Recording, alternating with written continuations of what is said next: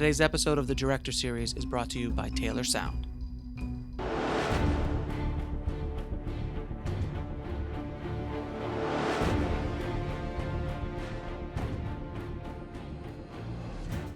Nolan didn't have to search very far to find the subject material for his follow-up to Batman Begins. His fifth feature film had already been in development since Memento, and would have been his fourth after Insomnia, had Gotham City not beckoned so urgently.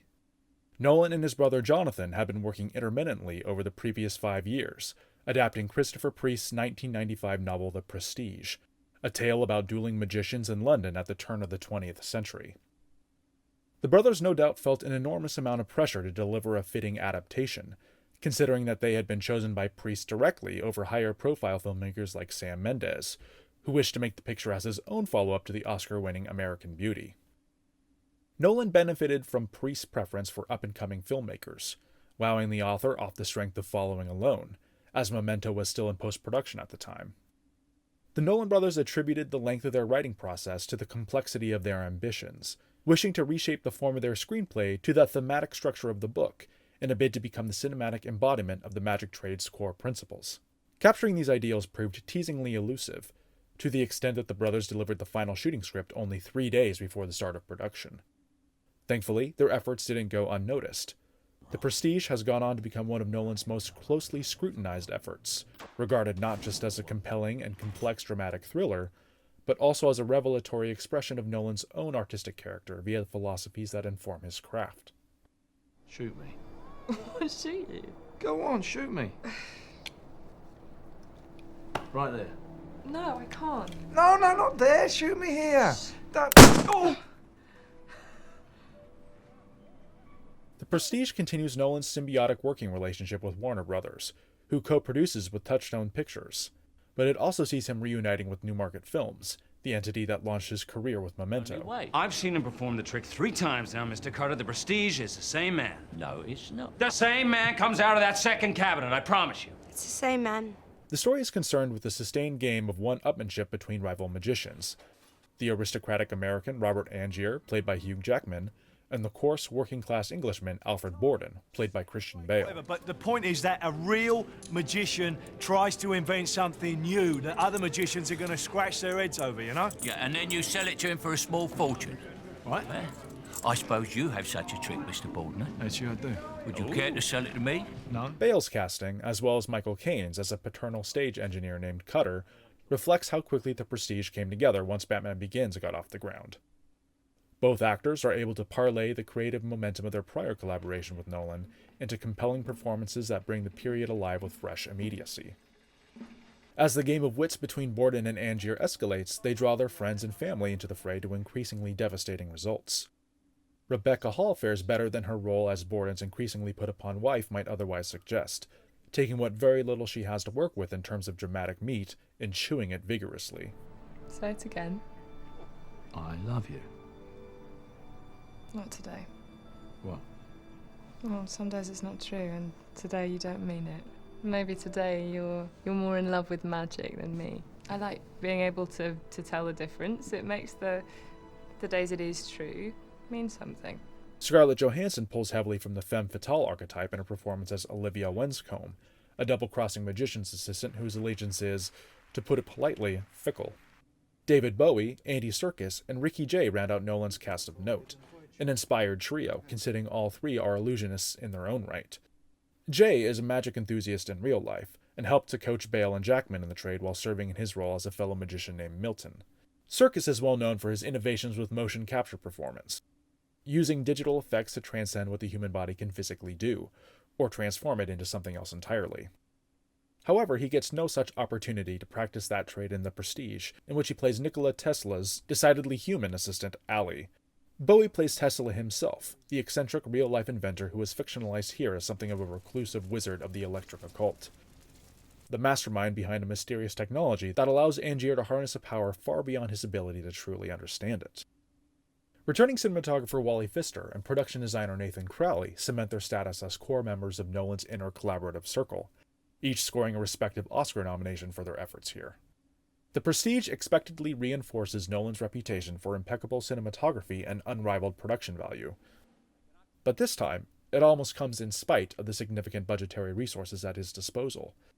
Stylistically speaking, the film has more in common with his earlier independent work than his two recent studio efforts, often employing a handheld camera that finds the 235:1 frame organically, instead of imposing precise and deliberate compositions on his subjects. Nolan and Pfister complement this approach by avoiding artificial light whenever possible, which works in unison with the handheld camera work to bring Nolan's first recreation of a historical period to vivid life. Whereas Nolan's prior reliance on natural light on following was born of practical necessity, his adoption of it here exhibits his supreme confidence as a filmmaker, in that he's actively choosing to deprive himself of the luxury of a controlled lighting scheme. It also serves as thematic reinforcement for the story itself, being set in a world that was coming out of the Industrial Revolution and into a bold new era of electricity. All this being said, Nolan doesn't quite fully embrace his indie roots. He still delves regularly into the studio toy box, pulling out dolly tracks, crane arms, and helicopter mounts to imbue his picture with a majestic, classical sense of scale. Angier's journey to see Tesla in his isolated compound at Colorado Springs also allows Nolan to dabble with the iconic visual language of the Western genre. Just as he had done with Batman Begins, production designer Nathan Crowley spent a great deal of the Prestige's development process working out of Nolan's garage, working intimately with the director to establish the physical aesthetic as manifest in the sets, props, and costumes. The Prestige utilizes a similar color palette to Batman Begins, rendering the 35mm film image in earth and metal tones, warming up interior sequences with a cozy amber hue while lathering exteriors in a cold cobalt veneer. The color red is used sparingly, saved for the interiors of the Majestic Theaters or Angier's Colorado Stagecoach, so as to better evoke the romanticism of their profession while contrasting it against the grimy working-class environs from which their shows provide a fantastical escape. Unlike his work on Batman Begins, Crowley built only one set for the Prestige, the understage section of the theater where Angier, Borden, and Cutter congregate after a hard day's work of amazing the unwashed masses. With the exception of the Universal backlot subbing in for the muddy streets of London, much of the Prestige was shot on location, giving the film a smoky, industrial texture that simply can't be replicated on a soundstage. Some might be surprised to learn that the majority of the Prestige was shot in Los Angeles, utilizing well-chosen locales that handily pass for 1900s-era London, like Greystone Mansion, a grand oil tycoon's estate in Beverly Hills, often seen in a variety of other films like the Coen brothers' The Big Lebowski, or Paul Thomas Anderson's There Will Be Blood. The various theaters seen throughout the film were found amidst the opulent, forgotten auditoriums and movie palaces of downtown LA's Broadway theater district, many of which had been sitting unused for years, ready to play the part with little need for additional set dressing. Post-production offers yet another opportunity for Nolan to reteam with previous collaborators. Batman Begins' editor Lee Smith reprises his duties here, effortlessly juggling the complicated machinery of Nolan's narrative. Composer David Julian also returns for his fourth collaboration with Nolan after sitting out the scoring job on Batman Begins. Julian's suite of cues for the Prestige bears a heavy resemblance to his prior work for Nolan, foregoing any sort of melodic shape in favor of a brooding orchestral drone. You built this, Mr. Cutter? Oh no, sir, this wasn't built by a magician. This was built by a wizard, a man who can actually do what magicians pretend to do. Of all the creative aspects that make up the Prestige, most critics agreed that Julian's work here was the weak link, content to be regularly overwhelmed by Nolan's visuals while offering up very little in the way of its own character.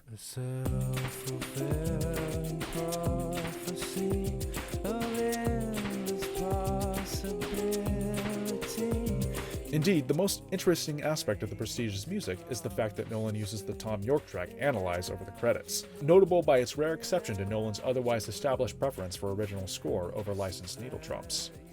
As of this writing, the Prestige marks the last time Nolan would work with his oldest collaborator, with the consensus of critical disappointment that surrounded Julian's score perhaps solidifying Nolan's burgeoning partnership with Hans Zimmer as a more appropriate fit for the big-budget studio filmmaker he was becoming. The Prestige may have been overshadowed in the wake of the larger success of his subsequent films, but it stands to reason that it's also a highly personal work that most intimately conveys Nolan's artistic worldview towards his own profession. He clearly sees undeniable similarities in the stagecraft behind both magic and filmmaking, like a shared emphasis on sleight of hand and visual trickery to make the audience believe in something unreal, or impossible. The central philosophy of magic that gives the film its title consists of three prongs: the pledge, the turn, and the prestige. Nolan weaves this philosophy into the structure of the screenplay itself, assigning each prong to its corresponding act. The pledge presents the audience with a seemingly normal object, just as Act 1 introduces the status quo of a particular story setting and characters. The turn finds the illusionist doing something extraordinary with that object, like making it disappear. A fitting allusion to Act 2's need to present the protagonist with a problem that must be solved. But as the film continually reminds us, it's not enough to make something disappear. You have to bring it back. Act 3 and The Prestige serve the same purpose, to return to the status quo via extraordinary and sometimes even supernatural effort. In typical Nolan style, however, The Prestige doesn't present its sequence of events in such a simple or linear fashion. The story rests on a series of key revelations, many of which become more effective or intriguing when the audience doesn't yet have full context. Just as he did in his previous films, Nolan and editor Lee Smith chart the rise and fall of both Angier and Borden out of sequence, jumbling up the chronology for strategic effect, much like a magician will employ distraction techniques and sleight of hand to conceal the machinery that makes the tricks possible. Angier and Borden also follow in Nolan's grand parade of profoundly flawed protagonists. Both men are consumed by their ambition and competitiveness, driven to do great things that give them renown and acclaim, but also horrible deeds that tarnish their careers with infamy. Their shared desire for greatness, no matter the cost, becomes their Achilles heel, forcing them to new lows even as they struggle to one-up each other. Look at the man. This is the trick. This is the performance. Right here. This is why no one can detect his method. Total devotion to his art. Nolan's interest in functional style takes a necessary turn towards opulence in The Prestige, dressing his protagonists in peacocking threads that reinforce their strategic need to dazzle their audiences with flash and elegance. Their garb even serves to conceal complicated undersuits vital to executing dramatic, impossible tricks. Best seen in a primitive mechanical contraption of Cutter's design that looks like something Batman would have worn had he been born a century earlier.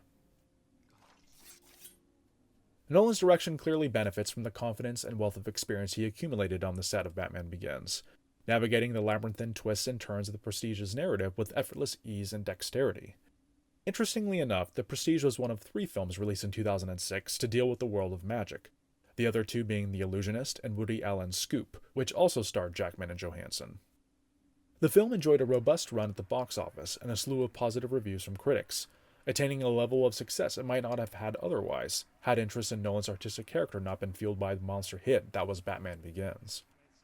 In the years since its release, The Prestige has only grown in critical and cultural regard, continuing to reveal new layers of thematic complexity and technical mastery with each repeat viewing. With the successful completion of The Prestige, Nolan had ascended to a plane that most directors endeavor to reach their entire careers. He had delivered on the promise of Memento several times over, proving he wasn't just another Hollywood director, he was a brilliant auteur whose voice resonated with the cultural zeitgeist. Most directors would be content to reach this already rarefied strata, but not Nolan. Indeed, he was just getting started. Now you're looking for the secret, but you won't find it because, of course, you're not really looking. You want to be fooled.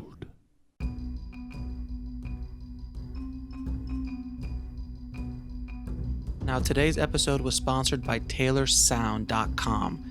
If you need sound design for your short film, short project, commercial, music video, they do affordable sound design online. And to get 15% off your next order, just type in HUSTLE anywhere in the Post Your Brief section. They are a great resource for filmmakers trying to get quality sound design at an affordable price. As George Lucas says, sound is half of the picture.